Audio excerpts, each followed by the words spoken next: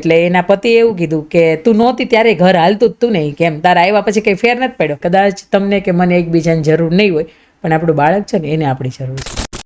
એક husband wife છે છોટાઉદેપુરના, અને એ બંનેની વચ્ચે એક અબોલા. અને મારી લેખનની શરૂઆત ત્યારથી 2017ની અંદર મેં એક વાર્તા લખી હતી કે લાઈફ દાંપત્ય જીવનની અંદર ખરેખર કેવી હોવી જોઈએ. આની ઉપર એક વાર્તા હતી કે જે 30% માઇક્રોફિક્શન અને બાકીની 70% સત્ય હતી, એની ઉપર આખી એક મેં સરસ મજાની વાર્તા લખી હતી, બંધન નામની. અત્યારે મારી યુટ્યુબની ચેનલ ઉપર મળી જાય. એ જ્યારે વાર્તા લખીને ત્યારે એ વોટ્સઅપ યુનિવર્સિટીના માધ્યમથી ફરતી એમના સુધી પહોંચી.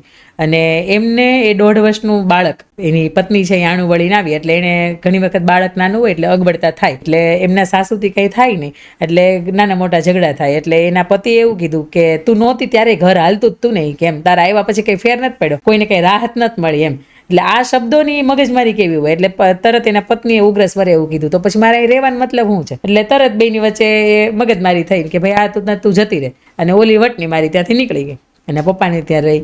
સાહેબ તમે નહીં માનો, એનો છોકરો 1.5 વર્ષનો હતા ત્યારની વાત, એનો છોકરો 9.5-10 વર્ષનો થઈ ગયો. 8 વર્ષ. હા, કે આની અંદર પરિવારે એકબીજાને ઘરે જવાનું કે નથી લીધું રિસ્ક, કે એકબીજાને સમજણ કરવાનું, બેઠક કરવાનું, એકબીજાને ઘરે જઈને સમજાવવાનું, કશું જ નહીં. આટલા વર્ષો વીતી ગયા પછી એક જોતા એમ થાય કે સમય વીતે ને પછી તમને નિકટતા વધી જતી હોય, પણ એક કોઈક માધ્યમ કે કોઈ નિમિત્ત જોતું હોય તમારે. આ વાર્તા એના હસબન્ડ છે એ વાંચી નાખી, એટલે પોતાની અંદર પોતાનું કંઈક ભૂલ સમજાણી કે એની ભૂલ મારી હતી.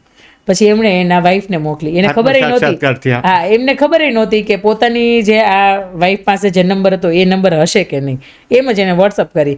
થોડીક વાર, અડધી કલાકનો સમય વીત્યો હશે, પછી એના વાઈફનો એની ઉપર ફોન આવ્યો. એવું કીધું કે કદાચ તમને કે મને એકબીજાની જરૂર નહીં હોય, પણ આપણું બાળક છે ને એને આપણી જરૂર છે. વર્ષો વીત્યા પછી મને સમજાણું કે કદાચ મારી ભૂલ હશે, કદાચ તમે સ્વીકારો તો તમારી ભૂલ હશે. હવે એવું નથી કરવું કે હું તમારી ઘરે આવું, તમે મારી ઘરે આવો, તમે અડધે સુધી આવો, અડધે સુધી હું આવું છું, અને આપણા બાળક માટે આપણે સાથે રહેવું જરૂરી છે. અને પછી એ પતિ પત્ની દંપતીએ મને જ્યારે આ વાત કરી ત્યારે મને અંદરથી સમજાયું કે નહીં, તમારા લેખનના કે તમારા સ્પીકરના માધ્યમથી એક વ્યક્તિને અસંખ્ય લોકો એવા હોય છે કે જેને તમે ઇનડાયરેક્ટ રીતે તે પ્રેરણા આપી શકતા હોય. હા, એને તમે આપી શકતા હોય.